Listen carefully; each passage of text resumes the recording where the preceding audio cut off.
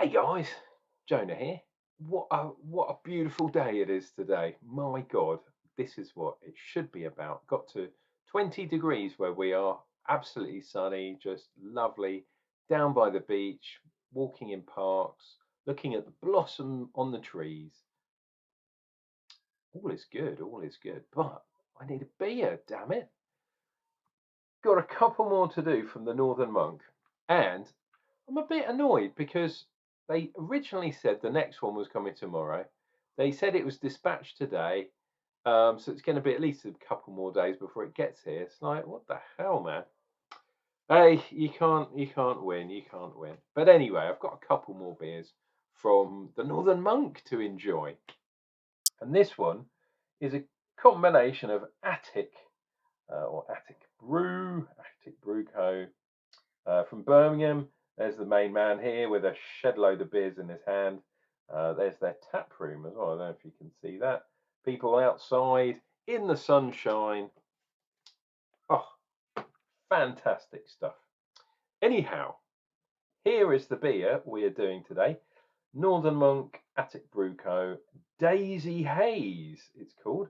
And it's a hazy pale ale. Not a word about IPAs in sight, which is fine. 4% on the ABV. Very trippy kind of thing there. My goodness me, absolutely nuts. It says here, a wise hippie once said, take a sip and soar angelic. A daisy haze to raise, what the hell? To raise reality. What the hell? Yeah, some weird shit there. Right. What the hell does that say? I can't say. Oh, we say. My God, the font is rubbish. We say you can stride, not trip into the haze. So someone is on some serious trippy shit, man. Um, what have we got? Ah, now this is interesting. So we got oats in there. We got the normal malts, but we've got rye in here. That's going to give it that kind of gnarliness, that nuttiness, that wonderful extra something. Nice. Get it into a glass. I'm so looking forward to a beer. My goodness me. Boom. It's got some Vienna malt as well. Oh, the hops. Now I know what the hops are. Well, apparently we have Citra, which I'm not surprised about, a Columbus, and Equinox. So slightly different hops there. And of course, the malt bill. Their use of vanilla hops, Jesus, Vienna hops is quite common up in Northern Monkland. There we go.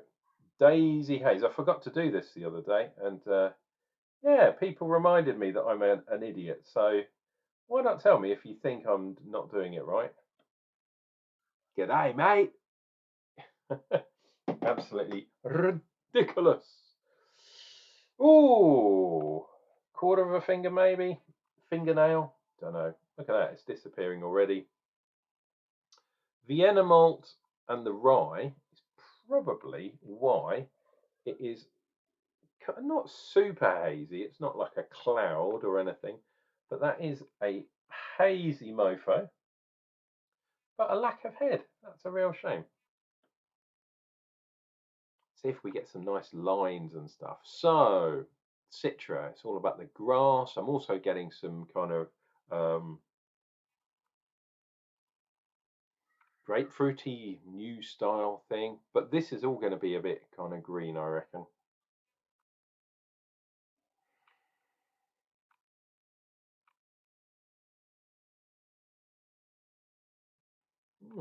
Maybe, I don't know. I was going to say it's tropical, but maybe there's a hint of kind of citrus fruit in there too.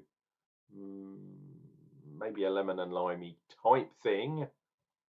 The weird thing is, they don't tell you what hops they're using for what and where. Dry hopping, boil, pre-boil. They don't tell you, and each of those has a different impact on the flavour and the bitterness of the beer. The modern style is all about adding a lot of hops late on.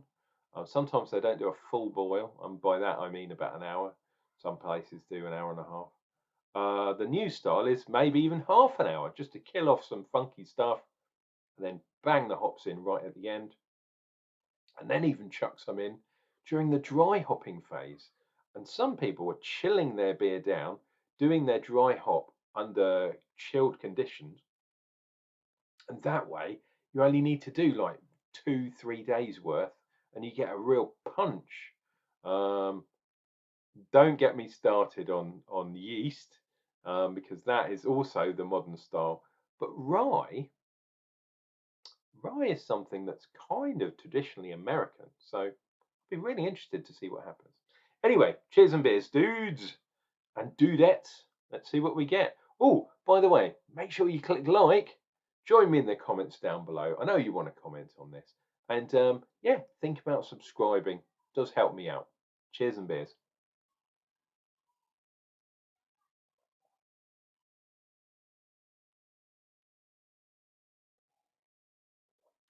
Oh, so we're getting punchy zestiness.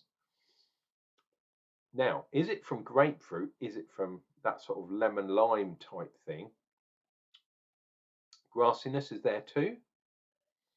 And the tropical fruit is kind of comes in late on. It's kind of it's the afterthought, shall we say?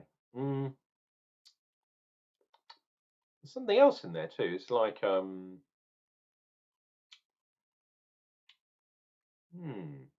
like a herbal. Um, hmm, it's either a flowery thing or it's a herbal thing, but it's quite light. I can kind of. It's all. I was going to say it's like a mint. It's not a mint because a mint's a unique kind of taste. It's like another herbal thing, like what's another good example? Like a lemon balm or something along those lines. Who knows? See what we get on the second sip.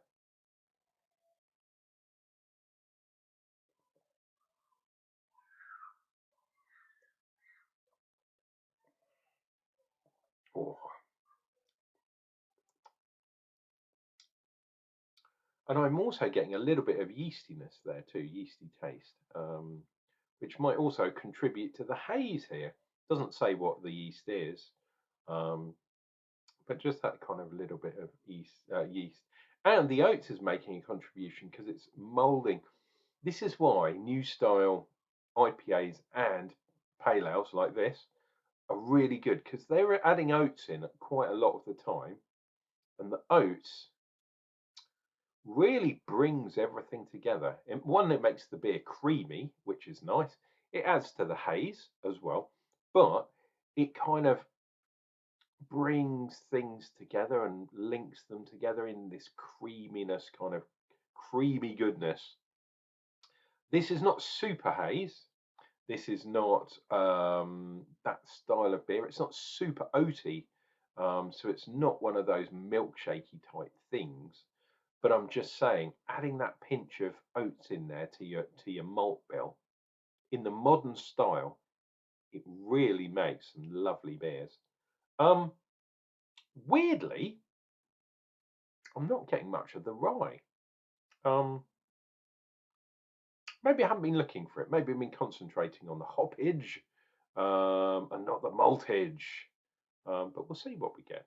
We've even got, even though the head was thin and flat, we do have some lines on there. I don't think there's much going on in hop watch. I was going to say not hop watch,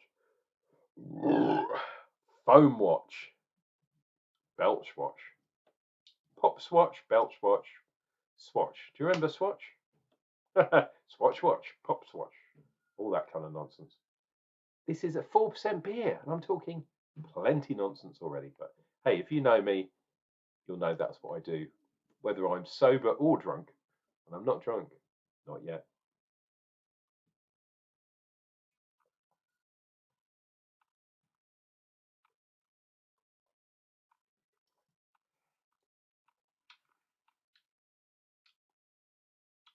Okay, yeah, that's something. So that rye kind of slightly gnarly, biscuity, bready kind of thing is there as an undertone. It's kind of there up front, but it's hidden by the zestiness and that kind of lemony sort of thing.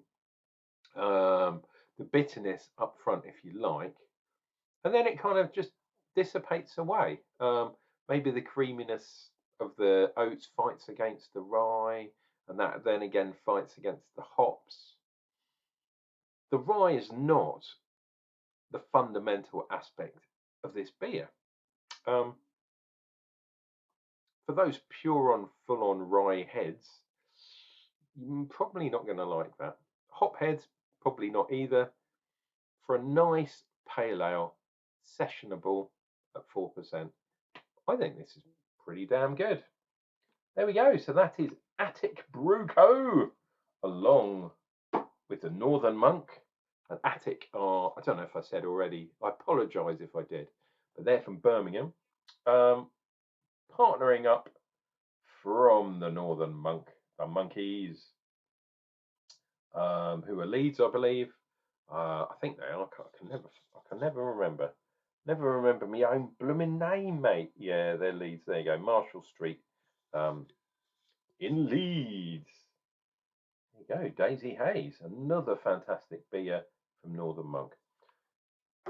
I'm liking this. Someone said to me that their normal beers, the normal monkey beers, are are not like this box because they tend to be a bit stronger. Um, yeah, a bit more kind of oomph to them.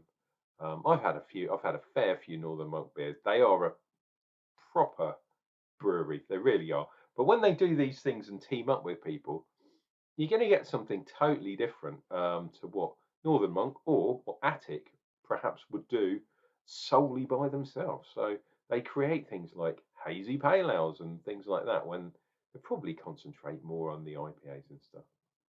Anyhow, on this sunny Saturday, please take care of yourself, take care of each other. Uncle Jonah will return with another beer review real soon.